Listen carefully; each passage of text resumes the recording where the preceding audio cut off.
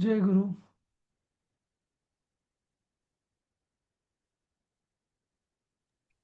जय गुरु. हां. तर आपण 19वा श्लोक पूर्ण केला होता काल. हं.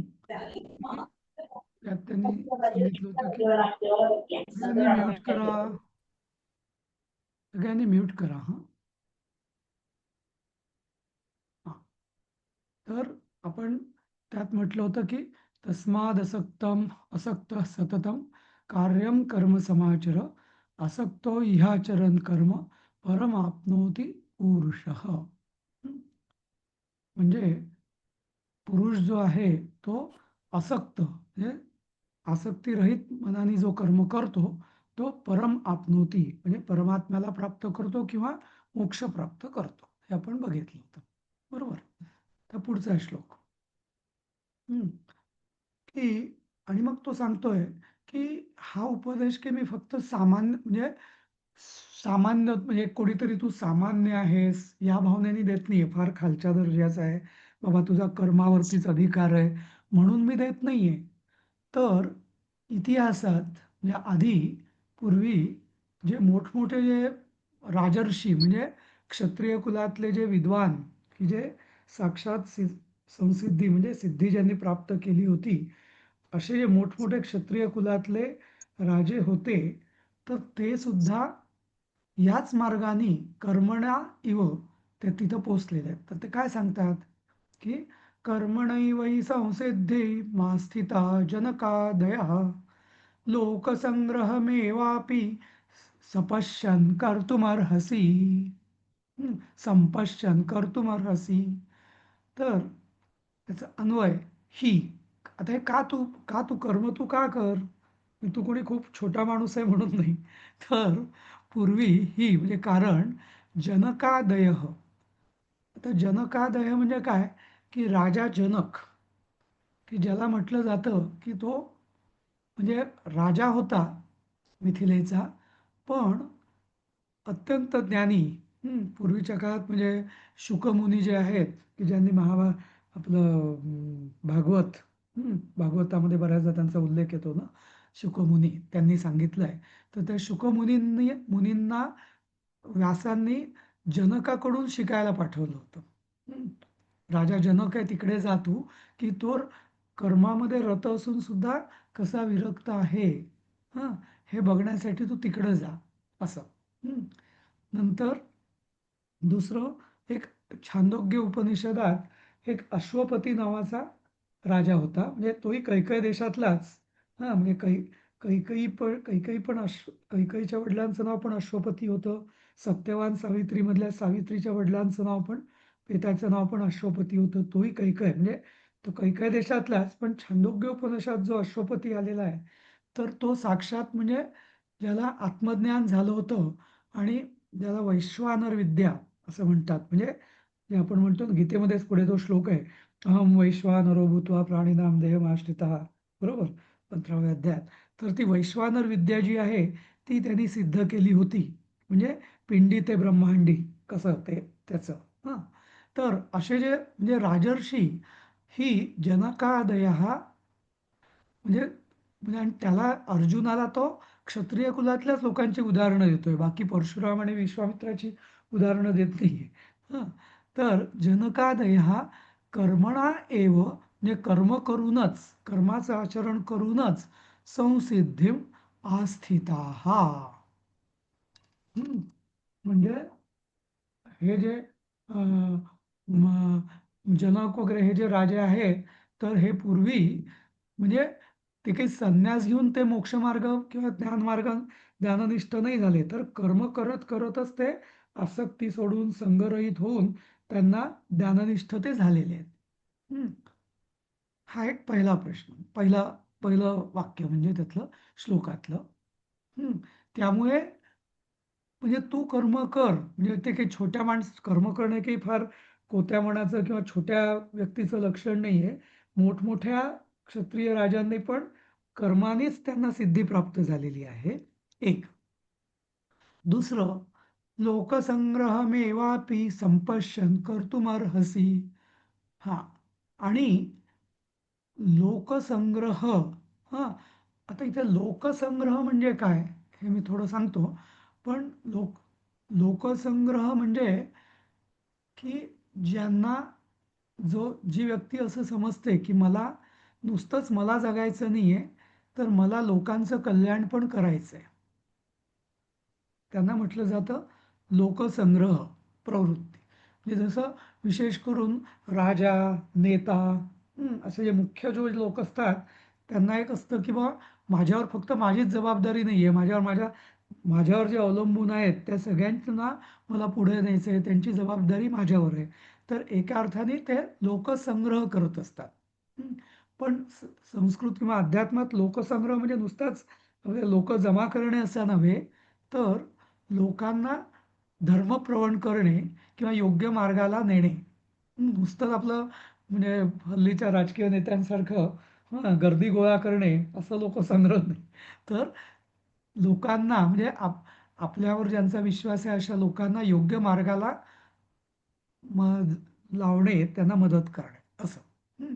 तर लोकसंग्रहम एव अपि संपश्यन म्हणजे जर तुझं लोकसंग्रह त्याच्याकडे जरी तू बघत असशील, कर्तुम अर्हसी, तरी पण तू म्हणजे तरी तुला कर्मच करायचं आहे. कर्तुम म्हणजे कर्म. हं. तर तुला कृती कर्म करायचंच आहे. हे सगळे कृती, कर्ता, कर्म, कर्तुम हे सगळे एकमेकांशी संबंधित शब्द आहे. मूळ धातू त्याचा क्रू. क्रूपासून हे सगळे शब्द तयार झाले. हां, त्यामुळे कर्तुम अर्हसी म्हणजे तू तू कर्म करण्यासच योग्य आहे. म्हणजे तू जर असं समजशील की मी नेता आहे, मी राजा आहे, तर माझं काम आहे लोकांना पुढे न्यायचं आहे, तर मला कशाला कर्म करायला पाहिजे? तर तसं नाही. जरी तुला लोकसंग्रह करायचा असेल, लोकांना पुढे न्यायचं असेल, त्यांना दिशा द्यायची असेल, लोकांचं कल्याण करायचं असेल, तरी तुला कर्म तू करायचंच आहेस. कर्म सोडून द्यायचं नाहीये. म्हणजे तुला काही एक्सेप्शन नाहीये त्याच्यामध्ये असं. समजलं? जसं तर ते कैकेयी आणि सावित्रीचे वडील त्यांचं नाव काय सांगितलं तुम्ही? अश्वपती. अश्व हां. ते ते सावित्रीचे वडील पण अश्वपती, ते पण एकदम धार्मिक आणि ते विद्यावान होते. इनफॅक्ट त्यांनी खूप तपश्चर्या करून सावित्रीसारख्या मुलीला, इनफॅक्ट सावित्री म्हणजे सावित्री देवता आहे, ती तिची उपासना करून त्यांनी तिला आपल्या पोटी जन्म घे असा वर प्राप्त करून तशी मग ती सावित्री जन्माला आलेली होती, अशी कथा आहे. तर त्यांचं बर. नाव आहे अश्वपती असं. हं. तर आता इथं हा दुसरा आस्पेक्ट थोडासा, आणि हा आणि याच्या पुढचे एक 5-6 श्लोक आहेत, याच्यामध्ये हा दुसरा आस्पेक्ट आहे की कर्म करणंच आहे. कर्म करण्याला कोणालाही अपवाद नाही किंवा कन्सेशन नाही. अगदी तुम्ही म्हणजे लोकांना तुम्ही लीडर असलात तरी, नेता असलात तरी नाही. हं. म्हणजे जसं बऱ्याचदा हल्ली जे सगळे नव्हेत, पण काही मोठमोठे लोक म्हणजे राजकारणी म्हणा किंवा त्यांना असं वाटतं की मला नियम लागू होत नाही, मी नियमांच्या वरती आहे. बरोबर? अशी जी एक भावना कोणाकोणाला असते, तर त्याला हा श्लोक पूर्णपणे काट देतोय. इनफॅक्ट ते सांगतायत की तुम्हाला जरी लोकसंग्रह करायचा असेल तरी तुम्हाला नियम पाळणं आवश्यकच आहे. कर्म आणि कर्माचे नियम. हां, ठीक आहे. तर आपण आता पुढचा श्लोक बघूया. हं. आणि मग इथं शंकराचार्यांनी असं पण म्हटलेलं आहे की क्षत्रिय जो जो वर्ण आहे विशेषतः, तर जसं आपण म्हणतो ना यथा राजा तथा प्रजा, तर क्षत्रियचं मुख्य काम आहे रक्षण. पण कशाचं रक्षण? तर धर्माचं रक्षण. सनातन धर्म, सनातन समाज, त्याचं रक्षण. आणि त्याचं रक्षण जर क्षत्रियाला करायचं असेल, तर तो उलट त्यांनी कर्मपालन केलंच पाहिजे. कारण लोक त्याच्याकडेच बघतील. त्यांनी जर कर्म केलं नाही तर काय म्हणजे, त्यामुळे त्याला कर्म केलंच पाहिजे असं म्हणजे यथा राजा तथा प्रजा तसं. या दृष्टीने आता पुढचा 21वा श्लोक. तर म्हणजे आता लोकनेत्यांनी किंवा लोकांचं कल्याण करू इच्छिणाऱ्यांनी पण का कर्म केलं पाहिजे, तर इथं सांगतायत यद्यदाचरति श्रेष्ठस्तत्तद्देवेतरो जनः स यत्प्रमाणं कुरुते लोकस्तदनुवर्तते. तर इथं अन्वयार्थ याचा असा आहे, श्रेष्ठ हा म्हणजे असे जे कोणी श्रेष्ठ लोक आहेत, मुख्य प्रधान ना, यत यत यद यद म्हणजे ती संधी झाली म्हणून ते द झाला त्याचा तचा, पण मूळ शब्द आहेत यत यत, जे जे, म्हणजे श्रेष्ठ माणूस किंवा मोठा माणूस यत यत आचरती म्हणजे जे जे करतो, जे जे कर्म करतो, हा, तत्तत एव, तत् तत् एव, ते तेच तेच आणि तेच तेच तेच कर्म इतरो जना म्हणजे इतरहा जनः हा करतात, असं आचरती हे अध्यारोत आहे. म्हणजे काय थोडक्यात, की मोठा माणूस जसा वागतो त्याचं अनुसरण त्याचे अनुयायी करतात. तो काय सांगतो ते नाही, तो काय वागतो, कसा वागतो त्यानुसार ते लोक तसं आचरण करतात, नाही का. जसं म्हणजे मुलांना वळण कसं लावावं वगैरे हल्ली बरेच त्याचे येतात. तर त्याच्यामध्ये हा एक मोठा कन्सेप्ट सांगितलेला असतो, की तुम्ही मुलांना सांगण्यापेक्षा तुम्ही तसं करायला लागा, मग तुमचं तुमचं पाहून मुलं करतील. तुम्ही किती सांगितलं तरी मुलं ऐकणार नाहीत. म्हणजे त्याच्यामागे हाच नियम आहे, की ल- सगळे अनुयायी जे असतात ते नेता जसं करतो तसं करतात, त्याची कॉपी करायचा प्रयत्न करतात. तो काय सांगतो ते करत नाहीत असं. हं. त्यामुळे म्हणजे हा, आता पुढचं त्याचं सहा, पुढचा म्हणजे दुसरी ओळ, सहा यत प्रमाणम म्हणजे कुरुते, म्हणजे तो तो म्हणजे कोण, तो श्रेष्ठ पुरुष मोठा माणूस जो, हा, तो जे जे करतो, हा, त्याला ते प्रमाण मानून तत् अनुवर्तते. लोका लोक लोकहा तत् अनुवर्तते म्हणजे लोक त्याचंच अनुकरण करतात. हं, बरोबर आहे. सर महाजनो येन गतः स पंथः. बरोबर. नाही, त्या त्या त्या म्हणीचा अर्थ थोडासा वेगळा आहे, पण थोडासा वेगळा आहे. तुम्ही तुम्ही जरी महाजन असल्या तरी त्याचा अर्थ थोडा वेगळा आहे तुषारताई. तर म्हणजे आडनाव तुमचं महाजन म्हणून गंमत. तर पण त्या त्या म्हणीचा अर्थ काय आहे त्या उक्तीचा, की मो- म्हणजे राजमार्ग कुठला, पाय उचलून टाकाव, तर घासच नका चालू पाय. तर जे जे जे ज्या मार्गाने मोठे लोक जातात तो मार्ग म्हणजे राजमार्ग, म्हणजे तो एक एस्टॅब्लिश्ड मार्ग असं. हां, या अर्थाने म्हणजे त्यामुळे त्यामुळे तुम्ही पण त्यांनीच जा असं म्हणजे उपदेश केलेला आहे, की एखाद्या वेळेस आपल्याला वाटतं काय करायचं, हां, कुठला मार्ग करायचा, कसं वागायचं, तर मोठे लोक जसं वागतात तसं वागायचं, नाही का. हां, जसं मनाच्या श्लोकात असे बरेच श्लोक आहे ना, जनी म्हणजे जनी वंदिता म्हणजे जनी निंदते सर्व सोडून द्यावे, जनी वंदते सर्व भावे करावे, नाही का. जर मोठे लोक, इथे जन म्हणजे मोठे लोक जसं वागतात तसं आपण करावं तसंच. तर म्हणजे इथं तेच सांगितलेलं आहे, की यत यत आचरती श्रेष्ठ, श्रेष्ठ माणूस जसं जसं जे जे आचरण करतो तत्तत एव इतराहा जनाहा म्हणजे तेच तेच ते आणि तेच लोक फॉलो करतात, तेच तेच आचरतात. स सहा यत प्रमाणम कुरुते म्हणजे अं, ब- तो तो जे प्रमाण ठरवतो किंवा तो तो जे काय करतो ते प्रमाण मानून लोक हा तत् अनुवर्तते, लोक त्याच्या मागे मागे जातात, नाही का. जसं ते आपण लहानपणी ती मेंढ्यांची गोष्ट ऐकली ना, की ते पुलावरून जातात, एक मेंढी जाते खाली पडते. तर लोकांची वृत्ती मेंढरांसारखी असते, नाही का.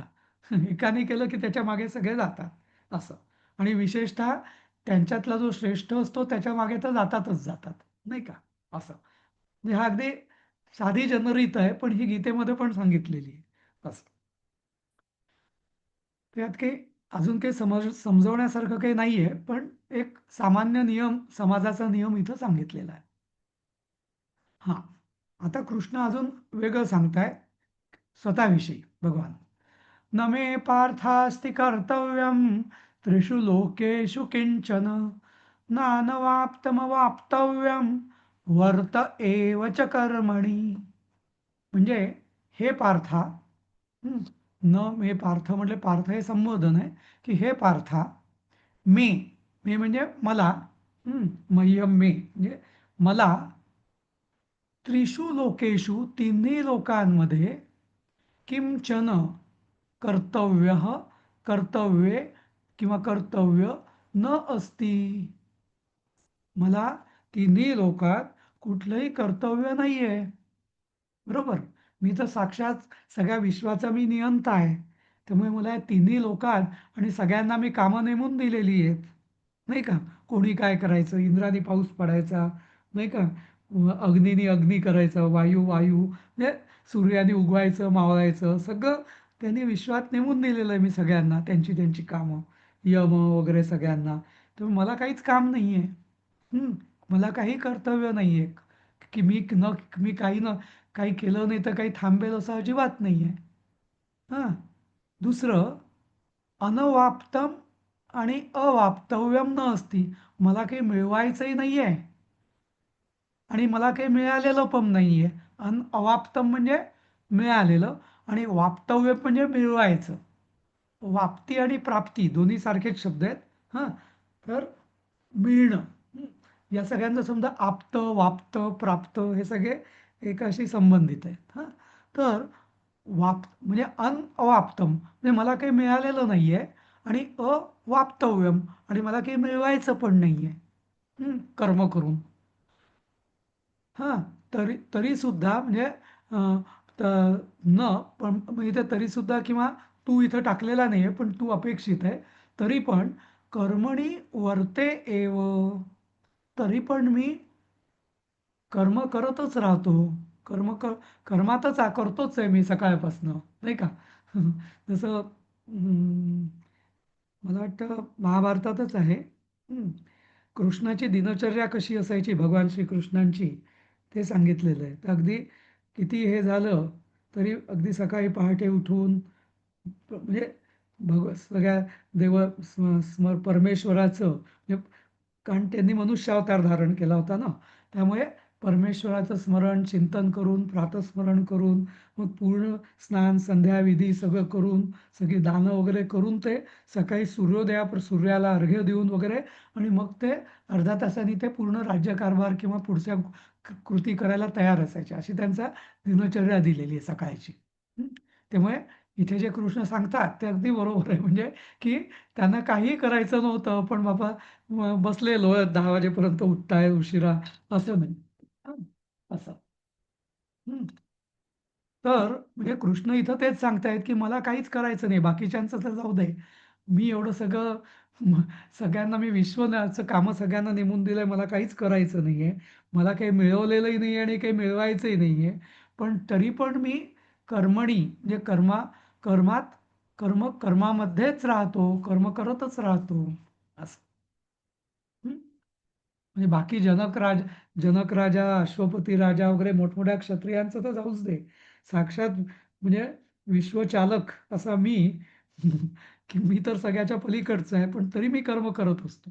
असं. ठीक आहे. यातही काही सगळे खूप तत्वज्ञान नाहीये, पण त्यांनी उदाहरण दिलंय असं. हं. आता त्यांनी सांगितलंय त्यांनी, यदि ह्यहं न वर्तेयं जातु कर्मण्यतन्द्रितः मम वर्त्मानुवर्तन्ते मनुष्याः पार्थ सर्वशः. कारण की यदि जर अहम म्हणजे मी अतंद्रित सन. आता इथं तंद्री किंवा तंद्रा म्हणजे आळस. आपण म्हणतो ना एखाद्याची तंद्री लागली आहे म्हणजे तर झोप झोप आलेली आहे किंवा गुंगी आलेली आहे, या अर्थाने आपण तंद्री म्हणतो, नाही का? तर अतंद्रिता म्हणजे जागरूक, म्हणजे तंद्रीच्या विरुद्ध म्हणजे जागरूक. आळसाच्या विरुद्ध म्हणजे असं जागरूक. तर मी, कारण की जर मी असा जागरूक राहून किंवा आळस सोडून कर्मणी जातू न वर्तेय, जर मी कर्मामध्ये असा आळस सोडून जागरूक राहून जर मी वागलो नाही, न वर्तेय म्हणजे असं मी जर अशी माझी वागणूक ठेवली नाही सतत जागरूक, तर काय होईल? हे पार्था, मनुष्याः सर्वशः मम वर्त्म अनुवर्तन्ते. मग हे पार्था, हे अर्जुना, सगळी माणसं मनुष्याः सर्वशः म्हणजे फ्रॉम ऑल साइड्स, सगळ्या बाजूंनी मम वर्त्म अनुवर्तन्ते, माझंच अनुकरण करतील. वर्त्म म्हणजे मार्ग. वर्त्म म्हणजे संस्कृतमध्ये मार्ग. सुषुम्ना वर्त्मना असं म्हणतात ना अध्यात्मात, सुषुम्ना नाडीचा मार्ग. तसं वर्त्म म्हणजे मार्ग. तर माझ्याच माझ्याच मार्गाचं म्हणजे मी जो आळशीपणाने वागलो, मी रोज 10 वाजता उठलो वगैरे वगैरे. एक उदाहरण देतो मी, की ज्यांना ऑफिसचा किंवा नोकरीचा अनुभव आहे त्यांच्या लक्षात असेल हे, की ज्या ऑफिसमध्ये साहेब वेळेवर येतात, त्या मुख्य अधिकारी त्या ऑफिसचा कार्यालयाचा वेळेवर येतो, तिथे सगळा स्टाफ वेळेवर येत असतो. बरोबर? आणि जिथं साहेब उशिरापर्यंत थांबतात, तिथे सगळे लोकसुद्धा बहुत करून थांबतात. साहेब गेले की सगळे जातात. साहेब यायच्या आधी सगळे यायचा प्रयत्न करतात किंवा त्या सुमाराला, नाही का?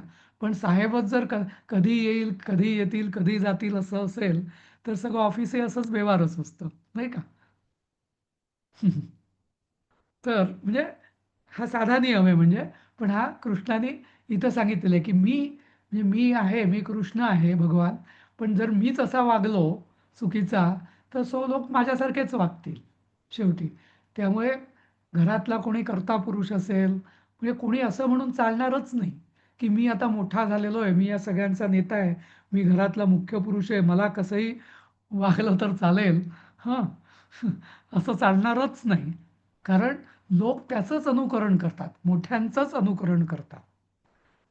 त्यामुळे कर्म हे करायचीच आहेत प्रत्येकाने योग्य पद्धतीने. हं. कर्माला म्हणजे मी इथं मुख्य कृष्ण उपदेश काय देतोय, की तो जो अर्जुन म्हणत होता ना, मी आता काहीच करत नाही, सोडून देतो. हं, तसं. तर म्हणजे अकर्मापासून म्हणजे कर्मातनं आसक्ती नको आहे, पण त्याचा अर्थ कर्म सोडणं असं पण नाहीये. कारण कर्माशिवाय मनुष्य एक क्षणभर पण राहू शकत नाही. त्यामुळे तुला कर्म करणंच आहे. कितीही मोठा असलास तू, तरी देहधारीला कर्म करणंच आहे. ज्याला देह आहे त्याला. इथं कृष्ण वेगवेगळ्या मार्गांनी म्हणजे मोठ्या क्षत्रिय लोकांची आपलं स्वतःचं उदाहरण देऊन पुन्हा पुन्हा त्याला पटवून देत आहेत, की कर्म हे करायचंच आहे. समजलं? हो सर. म्हणजे इथे असं पण म्हणता येईल का, की जरी बेडरिडन वगैरे जरी माणसं असतील, तरी सुद्धा त्यांनी मरेपर्यंत तर श्वास घेणं कर्मच आहे ना. म्हणजे मी त्याच्या खूप मिनिमम लेवलला जाऊन बोलतेय. होय. म्हणजे ते पण आहेच. म्हणजे ज्याला ज्याला जेवढं जेवढं शक्य आहे तेवढं त्यांनी कर्म आता ह्याच्यात कसं आहे, काही हा. कर्म ही आपल्या हातात नाहीयेत. बरोबर? जसं हो. श्वास घेणं हे आपल्या हातात नाहीये. नाही का? ती हो. ज्याला हो. प्रतिक्षिप्त क्रिया आहे ती, नाही का?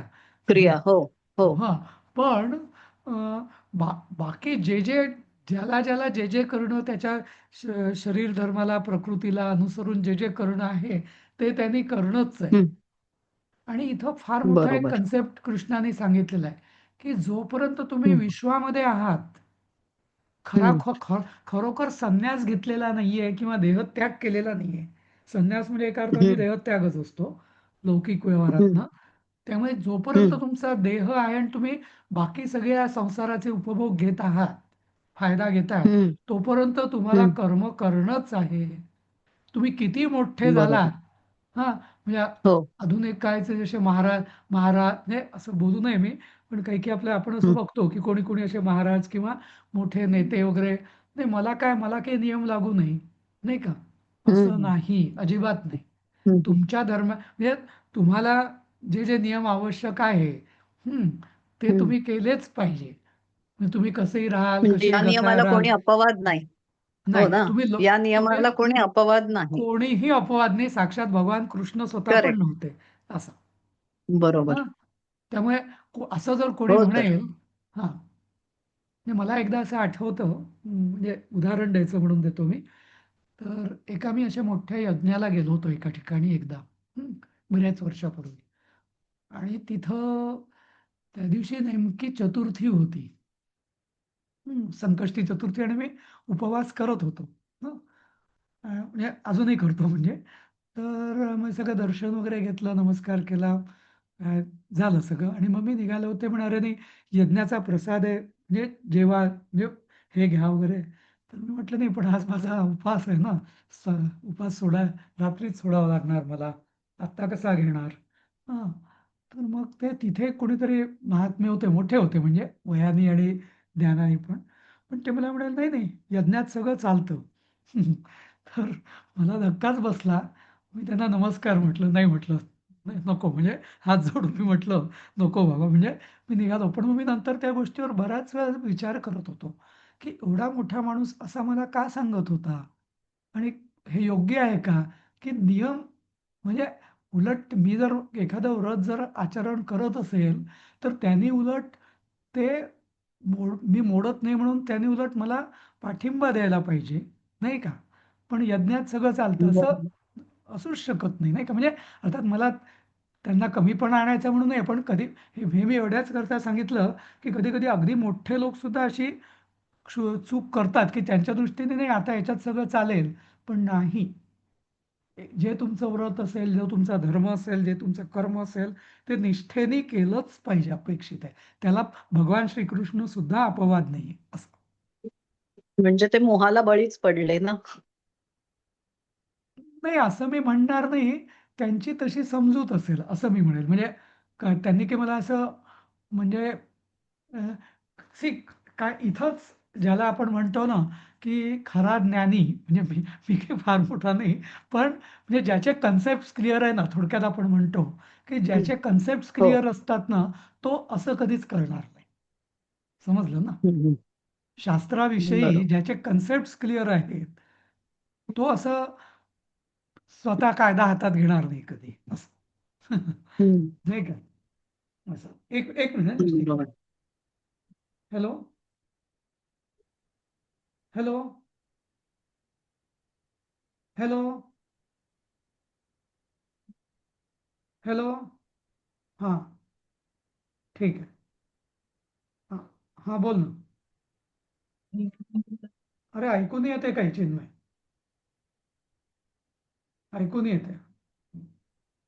हां, तर त्यामुळे हा एक फार मोठा उपदेश आहे आणि म्हणून कृष्ण इतरांचं तर नाहीच आणि ते स्वतःचंच उदाहरण देत आहेत. हे फार महत्वाचं आहे. त्यामुळे हे मी आणि माझंही उदाहरण मी याच्याच करता सांगितलं, की म्हणजे असं होऊ शकतं आपल्यापैकी पण बऱ्याच जणांच्या बाबतीत. पण हे नेहमी लक्षात ठेवायचं असं, नाही का? सर नमस्कार सर, एक मग प्रश्न विचारायचा होता. सर बोला, बोला. नमस्कार, प्रशांत बोला. बोलतोय. अ, हो. आता आपण जसं म्हटलं की कर्म प्रत्येकाने केलं पाहिजे या हं, आयुष्यामध्ये.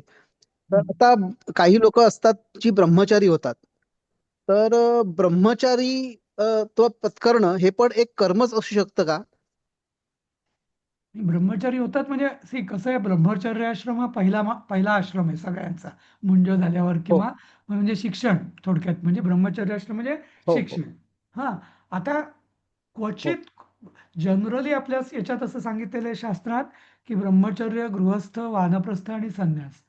पण हो. काही अपवादात्मक परिस्थितीमध्ये म्हणजे अलौकिक असे जे दिव्य असतात, की ज्यांचं सगळं पूर्वजन्मी सुकृत किंवा काय झालेलं असतं सगळं, तर त्यांना हा. ब्रह्मचर्यातून डायरेक्ट संन्यास धर्माची ग्रहण करण्याची अनुमती शास्त्राने दिलेली असते. असं. अच्छा, अच्छा. हां, ओके, ओके. जसं म्हणजे ज्यांचं स्वतः पूर्वकर्म आहे, पूर्वीच्या जन्मात त्यांचं जे हां. राहिलेलं असतं, आणि तर त्यांचं जे अशी लोक. हो, अलौकिकत्व त्यांचं तिथे दिसूनच येतं म्हणजे असं, नाही का? अच्छा. हो. Okay sir. Okay, okay sir. हां. थँक यू, म्हणजे थँक यू सर. हो. एक मिनिट. हॅलो? हॅलो? हां, हां. मग ते मग नाही, त्यांनी उचलला नाहीये. तू एकदा करून बघ, नाहीतर मग जाऊ दे. उद्या दे. हां? नाही मला नाही माहिती. तू खाली बघ ना तो माणूस. नाही. हां चालेल. नाही तर उद्या देऊ आपण. हां चालेल. हां सॉरी. हां हां. तर हां तर त्यामुळे आणि ते शास्त्राने मान्य केलेलं आहे बरं. तो की अपवाद म्हणजे नियमांचा अपवाद म्हणून मी म्हणत नाही. त्याला शास्त्राची मान्यता पण आहे वेदांमध्ये. हां. अच्छा, म्हणजे ब्रह्मचारित्व पत्करणं हे. ब्रह्मचारी नाही, त्या तो संन्यासी जसं स्वतः आचार्य म्हणजे शंकराचार्य ते डायरेक्ट ब्रह्मचर्यातून त्यांनी मातेची आज्ञा घेऊन संन्यासाश्रम घेतला होता ना, असं. अच्छा अच्छा. बरं बरं. ओके हो. Okay sir. हां. पण तेही मातेच्या आज्ञेविना नाही. ते माहिती असेल तुम्हाला ती गोष्ट, ती मगरीने पाय अच्छा. पकडला वगैरे ती त्यांचा. म्हणजे ते सुद्धा हा. त्यांनी कुठल्याही नियमाचा भंग केला नाही. मातेची परवानगी घेऊनच केलेलं आहे ते, असं. हं. कारण असं बरं बरं म्हटलं सर. जातं की ओके. संन्यासाश्रम आहे एकतर लग्न झालं नसेल तर माता आणि लग्न झालं असेल तर पत्नी यांच्या परवानगीशिवाय तो संन्यासात जाऊ शकत नाही, असा नियम आहे तो. ते त्यांनी बरं. पूर्ण पालन करूनच केलेलं आहे असं. हं. ओके ठीक आहे. Okay sir. थँक्यू हां सर. हां. तर आता इथं आता 25वा श्लोक आहे ना आपला. हां हां. 24 झाला मला वाटतं ना. नाही नाही 24 पण राहिला आहे आपला. 24 घ्यायचा आहे.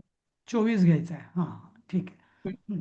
तर आता याच्याच पुढं म्हणजे कृष्णाचंच ते स्वतःचंच तो सांगतोय पुढं. उत्सीद उत्सीदेयुरिमे लोका न कुर्यान् कर्म चेदहं शंकरस्य च कर्तास्याम् उपहन्यामि माः प्रजाः. तर याचं म्हणजे इथं चेत आधी घेऊ शकतो किंवा नंतरही. कारण का की चेत म्हणजे जर हां अहम म्हणजे मी कर्म न कुर्यान जर मी कर्म केलं नाही म्हणजे कृष्ण आधीच्या श्लोकासारखं ते सांगतायत की जर कारण मी कर्म केलं नाही तर लोक माझं आचरण करतील ते तर होईलच पण अजून काय होईल इमे लोकाहा उत्सीदेयुः म्हणजे हे सगळे लोक आहेत इमे म्हणजे हे सगळे लोक नष्ट होतील म्हणजे काय सगळा अनाचार माजेल. ते इथं हे पुन्हा पुन्हा लक्षात घ्या. आपला सनातन धर्म ही पूर्ण एक परिपूर्ण समाज व्यवस्था आहे की ज्याच्यामध्ये ध- ध- ध- धारयती इति धर्म म्हणजे समाजाला जो धारण करणारा आहे तो धर्म त्याचा उपासना पद्धतीशी खूप काही संबंध नाही आहे.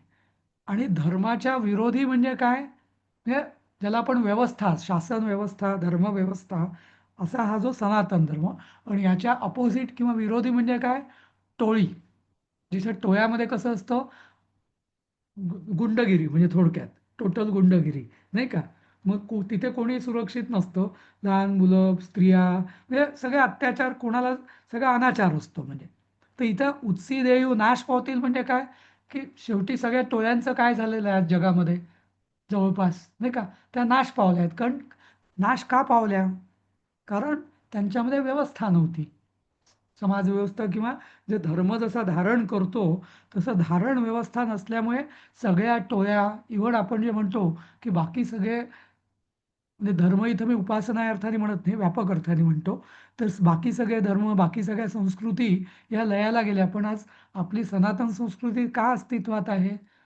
कारण ही एक समाज व्यवस्था आहे नुसती शासन व्यवस्था नव्हती ही कधी म्हणून तर त्यामुळे कृष्ण जेव्हा इथे म्हणतायत की मी असं जर केलं नाही तर उत्सी देऊ सर्व लोक नाश पावतील जसं टोळ्या जशा नाश पावल्या सगळा मग अनाचार होईल आणि नाश पावेल च आणि मी संकरस्य कर्तास्याम आणि मी आता वर्णसंकराचा मी करता होईल. आता इथे वर्णसंकर गीतेमध्ये 4-5 वेळा उल्लेख आलेला आहे. पहिल्या अध्यायात पण 2दा आलेला आहे. नंतर पण इथं. तर तेव्हा पण मी सांगितलं होतं तुम्हाला, की वर्णसंकराची एवढी भीती का होती? म्हणजे अर्जुनसुद्धा का म्हणतो आणि कृष्णसुद्धा का म्हणतो? कारण कसं, की वर्णसंकर म्हणजे काय? स्त्रियांवर अत्याचार, नाही का? मग कोणी कोणालाही उपभोगेल म्हणजे पूर्ण व्यवस्था ढासळून जाईल आणि मग म्हणजे म्हणजे कुल रीती परंपरा जसं आज जसं आपल्या धर्मामध्ये म्हणजे एक आपली वंश परंपरा त्याचं वैशिष्ट्य प्रत्येकाचं वैशिष्ट्य असतं कुलाचं चांगल्या अर्थाने मी म्हणतो जातीचं, वंशाचं वगैरे जे एक वैशिष्ट्य असतं ते सगळं लयास जाईल. मग सगळं म्हणजे कारण कोण कोणाचा मुलगा हेच कळणार नाही. त्यामुळे सगळा गोंधळ उडेल आणि मग इमा प्रजाः उपहन्याम आणि मी जणू या प्रजेचा मी जणू म्हणजे सगळं ते पाप मलाच लागेल म्हणजे मी त्यांचा घात करेल. उपहन्याम, म्हणजे जवळ जाऊन, हन्याम म्हणजे मारेन. माझ्याकडून सगळे मरतील, नाश होईल सगळ्यांचा. सगळ्याचं कारण काय की भगवान श्रीकृष्ण की जे द्वापार युगात होते ते कसेही वागत होते, त्यांना शिस्त नव्हती. त्यामुळे सगळे लोक त्याचं अनुकरण करायला लागले, सगळे आळशी झाले, सगळे कसेही वागायला लागले, वर्णसंकर झाला, नियम गेले, त्यामुळे गुंडागिरी सुरू झाली आणि पूर्ण समाजव्यवस्था भ्रष्ट झाली, ढासळली. त्यामुळे मी त्या आणि या सगळ्याचं कारण माझ्यावरती येईल, निमित्ताला मी होईल असं, नाही का? तर कृष्ण इथं असं सांगतायत की त्यामुळे मला सुद्धा कर्म करणं अत्यंत आवश्यक आहे.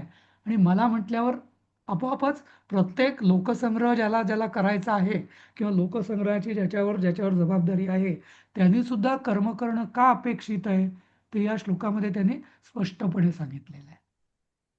बरोबर. सर इथे लोक म्हणजे जनता या दृष्टीने आहे का पृथ्वी होय. लोक स्वर्ग लोक नाही नाही त्या नाही नाही दृष्टीने? नाही नाही इथे लोक म्हणजे सगळे प्रजा म्हणजे थोडक्यात असं. हं? सगळी प्रजा नष्ट होईल असं या अर्थाने. हं?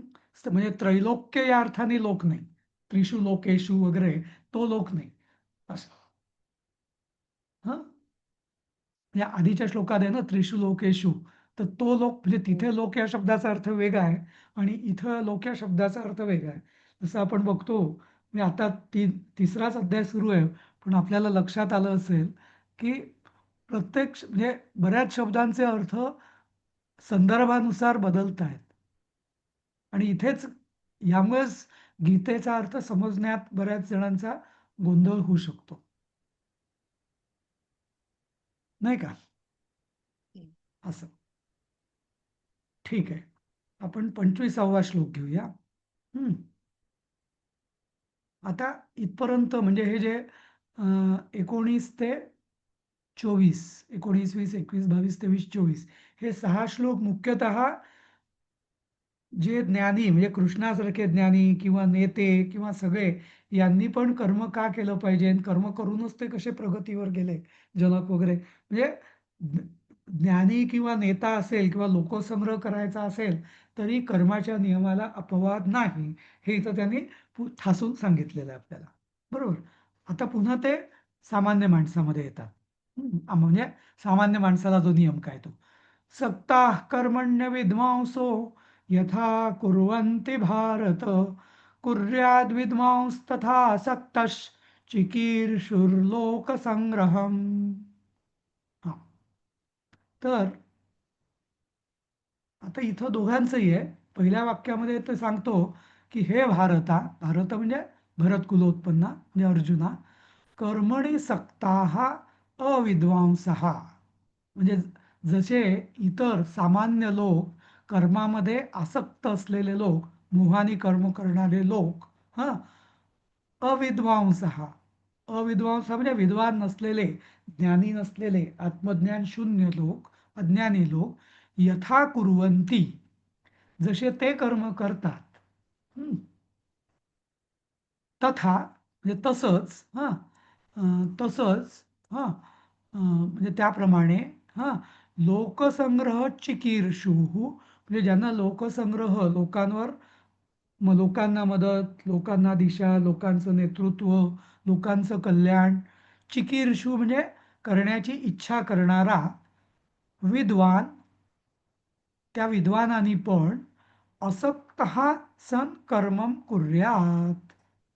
म्हणजे त्यांनी सुद्धा तेच कर्म, तसंच कर्म आसक्तीविना संगरहित पद्धतीने कर्म करावे. म्हणजे कर्म तेच करायचंय पण असंगत्वेनं.